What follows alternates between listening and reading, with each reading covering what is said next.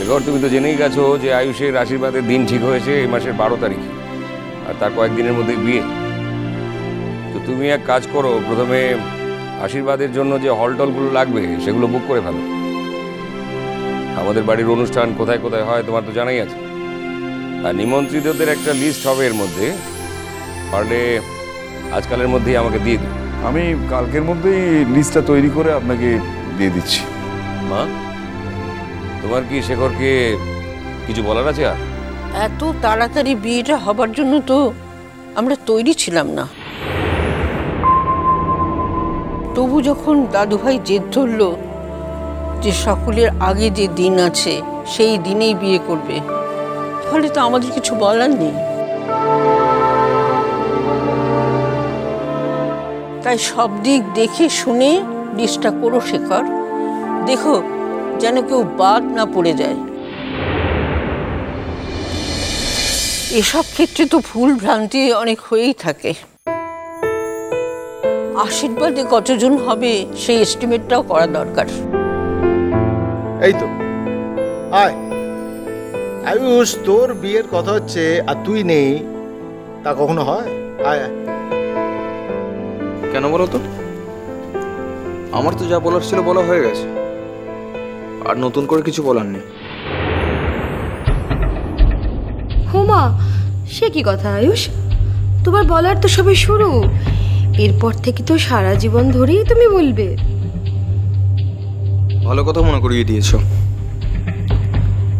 একটা কথা সবাইকে বলে রাখি, তাহলে ভুল হওয়ার কোনো চান্স থাকবে না। কি বলো তো?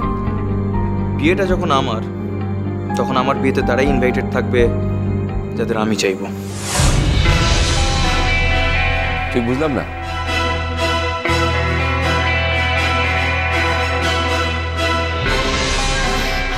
আয়ুষ বোধহয় ওই মেয়েটাকে ফিরিয়ে দিয়ে আসার ব্যাপারে কথা বলছে।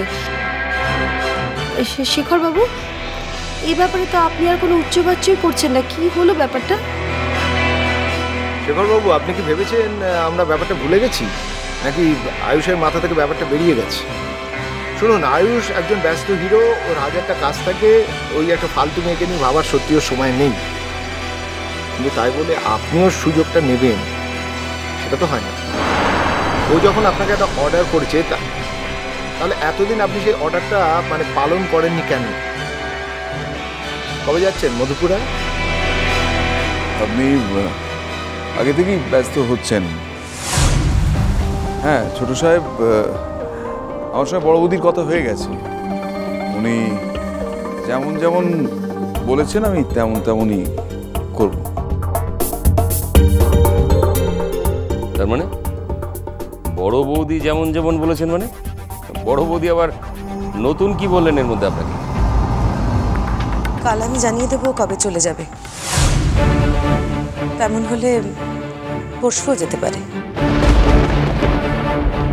আচ্ছা, ওর চলে যাওয়াটা কি তিথি নক্ষত্র মেনে দিনক্ষণ ঠিক করে পাঁচই দেখে হচ্ছে? কথাটা না জেনেই তুমি ঠিক বলে ফেলেছো অংশু। ওর চলে যাওয়ার ব্যাপারটা যেহেতু ডিসাইডেড, আমার ছেলেই তো সেই অর্ডারটা দিয়েছে, তাই আমাকে একটু এ ব্যাপারে মাথাটা গলাতে হয়েছে বই কি।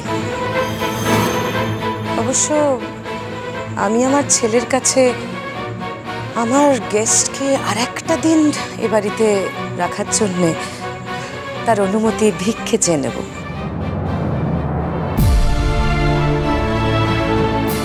অংশু, তুমি এ ব্যাপারে ব্যস্ত হও না ভাই। হ্যাঁ ডোডো, আমি কাল জানিয়ে দেব তুতুল কবে যাচ্ছে এখান থেকে। কাল কি সেটাই তো বুঝতে পারছি না। আর এর মধ্যে এত হেয়ালি দেবে কি আছে? এর মধ্যে হেয়ালির তো কিছু নেই। তুতুলের ব্যাপারে যে অভিযোগটা করা হয়েছে সেটা আমি বিশ্বাস করিনি কিনা,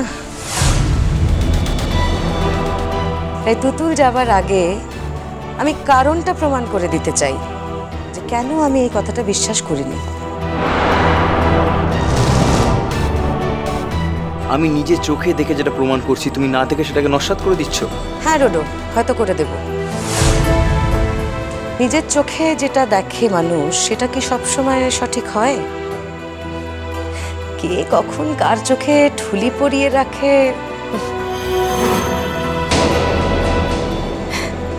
থাক এসব কথা বাদ দে। ডোডো, আর একটা দিনের তো ব্যাপার, এতটাই যখন সহ্য করলি আর একটা দিন সহ্য করলে কি এমন মহাভারত অশুদ্ধ হয়ে যাবে বল? একটা কথা আমি তোকে জানিয়ে দিই, তুতুল দোষী হোক নির্দোষ হোক, ও এরপর থেকে আর এখানে থাকতে যাচ্ছে না। You can be rest assured of that. যাক আয়ুষ, তুই তখন যেন কি বলছিলি? যাই হোক, তার উত্তর তো তুই পেয়েই গেলি। তোর মা তো বলেই দিল যে ওই মেয়েটি আর এই বাড়িতে থাকছে না। আশা করি এরপর আর কেউ এরকম কোনো রিকোয়েস্ট করবে না যে আয়ুষের বিয়ে পর্যন্ত ওকে থেকে যেতে হবে। না না, তুতুল আর এখানে কোনোদিন থাকবে না, কেউ অনুরোধ করলেও থাকবে না। নেহাত বড় বৌদি বলেছিলেন, তাই ও দুদিন এখানে থাকতে রাজি হয়েছে। কোন মুখেই বা থাকবে আর? শুধু ওর জন্য আজকে আমি আমার জীবনটাকে বাঁচিয়ে রাখতে চেয়েছি। কোনোদিন কি জানবে ও? অবিশ্বাসী, বেঈমান, বিশ্বাসঘাতক মেয়ে কোথাকার। তা তুমি কি তোমার অপছন্দের কেউ থাকবে না বলতে এই মেয়েটির কথাই বলতে চেয়েছিলে? না,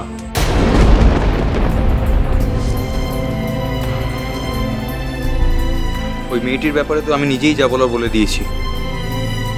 ওই মেয়েটার ব্যাপারে তোমাদের কেন কিছু বলতে যাব?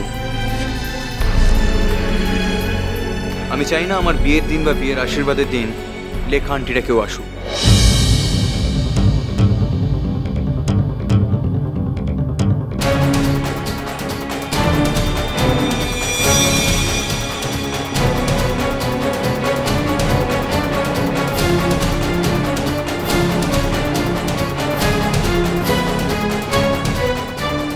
তাহলে এই বিয়েতে তুমি আমাদের জড়াতে গেলে কেন? নিজের মতোই তো করে নিতে পারতে। আরে এটা তুই কি বলছিস আয়ুষ? এটা কখনো হয় নাকি? ইন্ডাস্ট্রি মানে সারা ইন্ডাস্ট্রি তো ছিচি করবে। তাছাড়া ডোডো, এমন একটা ব্যাপার ঘটালে তোমার বিয়েতে হয়তো তোমার বাবাকেই তুমি পাবে না।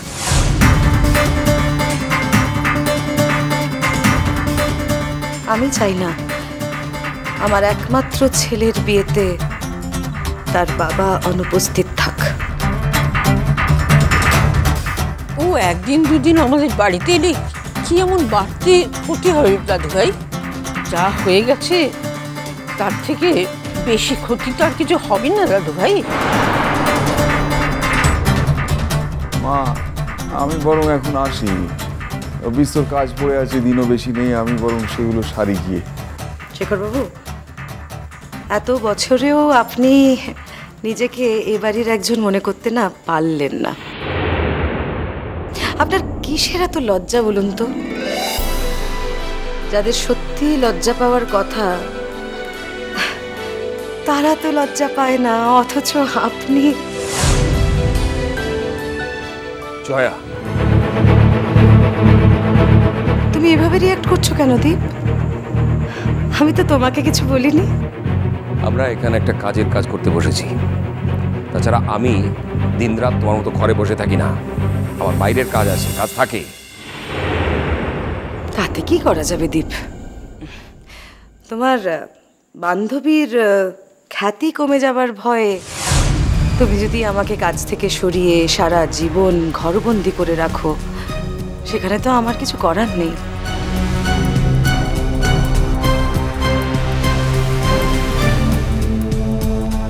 কি আশ্চর্য, আমরা এখানে বসে আয়ুষের বিয়ে নিয়ে প্ল্যান করব বলে ভাবলাম। আর তুমি এসব বুঝবে না কাকিমণি। আমার মায়ের জীবন আর তোমার জীবন তো একভাবে কাটেনি। স্যার, কি আপনি আবার গেট ছেড়ে এখানে এলেন কেন? কি হয়েছে? কারা যেন এসেছেন, বলছেন আপনাদের সঙ্গে দেখা করবে। মনে হয় মধুপুরা থেকে এসেছে।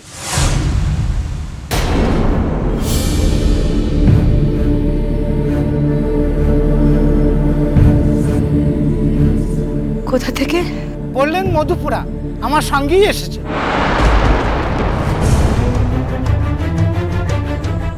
চলুন তো দেখি। মধুপুরা থেকে? চোখের তারা চলো চলো চলো চলো চলো পাল্টাই।